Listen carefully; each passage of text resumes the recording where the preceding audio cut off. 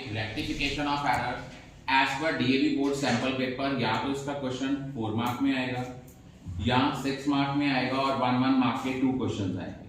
Approximately इसकी weightage 6 to 8 marks की है। अब रेक्टिफिकेशन ऑफ एरर्स का क्वेश्चन टफ नहीं है, लेकिन इनको सॉल्व कैसे करना है सबसे पहले हमें पता होना चाहिए हमारे टाइप्स ऑफ एरर्स क्या हैं। 4 तरह के एरर्स होते हैं। One is error of omission, second is error of commission, third is error of principle and fourth is compensating error. Error of omission 2 तरह का है, complete omission and partial omission. Complete omission होता है कि किसी transaction को record करना भूल गए, उस ट्रांजैक्शन के ना तो डेबिट एस्पेक्ट को रिकॉर्ड किया है ना क्रेडिट एस्पेक्ट को रिकॉर्ड किया है।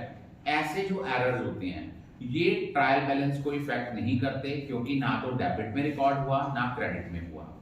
लेकिन जो इनकम्प्लीट ओमिशन है वो ट्रायल बैलेंस को इंपैक्ट करती है। कैसे करती है? क्योंकि अगर किसी ट्रांजैक्शन का डेबिट एस्पेक्ट रिकॉर्ड हो गया है, क्रेडिट नहीं हुआ, या क्रेडिट हो गया और डेबिट नहीं हुआ, तो ये ट्रायल बैलेंस आपका मैच नहीं करता।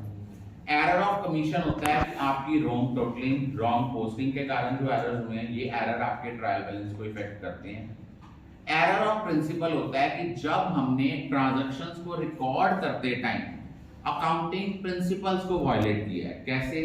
कि अगर आपने कोई कैपिटल एक्सपेंडिचर इनकर किया है तो उसके लिए एसेट को डेबिट करते हो, और अगर रेवेन्यू एक्सपेंडिचर किया है तो उसके लिए पर्टिकुलर एक्सपेंस को डेबिट करते हो। फॉर एग्जांपल आपने बिल्डिंग की रिपेयर कराई, आप एंट्री क्या करते हो? Repair to cash. लेकिन अगर आपने बिल्डिंग की रेनोवेशन कराई है, ये कैपिटल एक्सपेंडिचर है, इसकी जर्नल एंट्री बनती है building account debit to cash.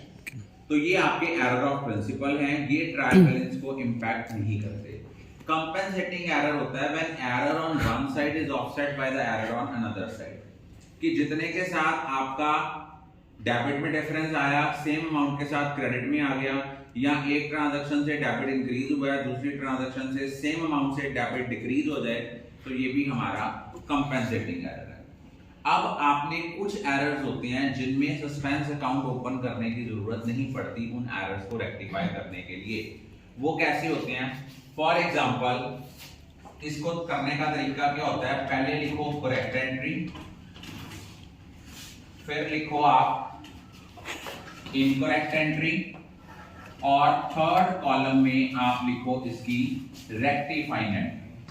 अब एक चीज याद रखना, करेक्ट एंट्री इनकरेक्ट एंट्री के साथ चाहे आप नरेशन लिखो या ना लिखो, लेकिन रेक्टिफाइंग एंट्री के साथ आपको नरेशन लिखना मैंडेटरी है। अगर आपको नरेशन भूल भी जाता है तो आपने लिख देना बीइंग एरर रेक्टिफाइड। नरेशन देना हर जर्नल एंट्री के साथ, that is mandatory for each and every student in each and every exam.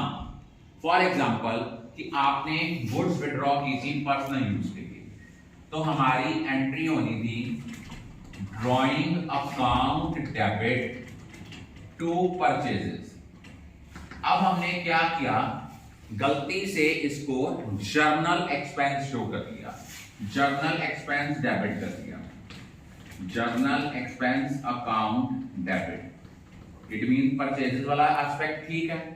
अब गलती किस में हुई है? डेबिट में, जर्नल एक्सपेंसेस वाले में। गलती से जर्नल एक्सपेंस को क्या किया था? डेबिट में। इसका इफेक्ट खत्म करने के लिए हम इसको करेंगे क्रेडिट, ये आएगा टू जर्नल एक्सपेंस।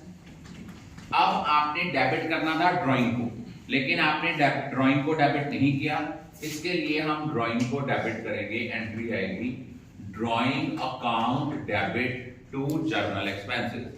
या आप लोगों ने कैश रिसीव किया राम से, आपने एंट्री करनी थी cash account debit to Ram. गलती से आपने इसको श्याम के अकाउंट में कर लिया क्रेडिट।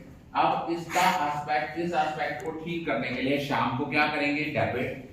तो एंट्री आएगी, रेक्टिफाइंग एंट्री आएगी Shyam account debit to Ram account. लेकिन सस्पेंस अकाउंट कब आता है? अगर एक एस्पेक्ट ठीक है एक एस्पेक्ट गलत है। फॉर एग्जाम्पल आपकी सेल्स बुक अंडरकास्ट होगी। सेल्स जो होती हैं हमेशा क्या होती हैं? क्रेडिट। इस केस में करेक्ट और इनकरेक्ट एंट्री लिखने की जरूरत नहीं है।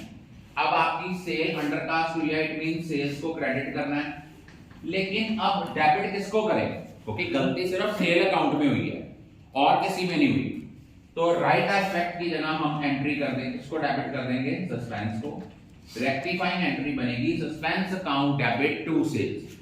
फॉर एग्जांपल मशीनरी की डेप्रिसिएशन थी 3000 रुपीज, लेकिन आपने मशीनरी अकाउंट को क्रेडिट किया with 300 rupees. It mean machinery को कितने के साथ कम क्रेडिट किया, 2700 के साथ। इस एंट्री को रेक्टिफाई करने के लिए हम लोग क्या करेंगे, मशीनरी अकाउंट को क्रेडिट करेंगे और डेबिट कर देंगे सस्पेंस अकाउंट को।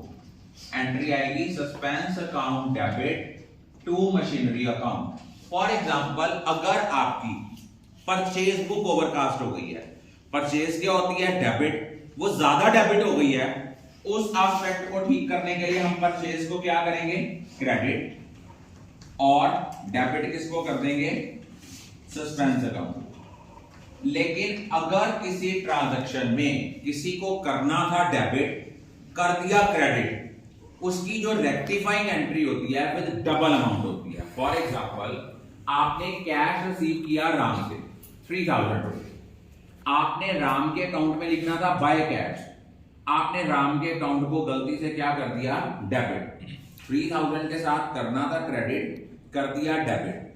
अब इस एंट्री को रेक्टिफाई करने के लिए हम उसको क्रेडिट करेंगे 3000 का डबल, दैट इज विद 6000, और डेबिट किसको करेंगे, सस्पेंस अकाउंट को। अगर किसी ट्रांजैक्शन में किसी अकाउंट को करना था डेबिट, कर दिया क्रेडिट, या करना था क्रेडिट और डेबिट कर दिया, तो उसकी जो रेक्टिफाइंग एंट्री होगी विद डबल अमाउंट होगी। और हम लोगों ने सस्पेंस अकाउंट भी ओपन करना है। सस्पेंस अकाउंट में हमने क्या करना है, अगर उन्होंने लिखा हुआ है एक्सेस डेबिट, तो सस्पेंस अकाउंट में वो आपका कहां आएगा, एक्सेस डेबिट मीन वो आपका आएगा by difference in trial balance. I think all of you are clear about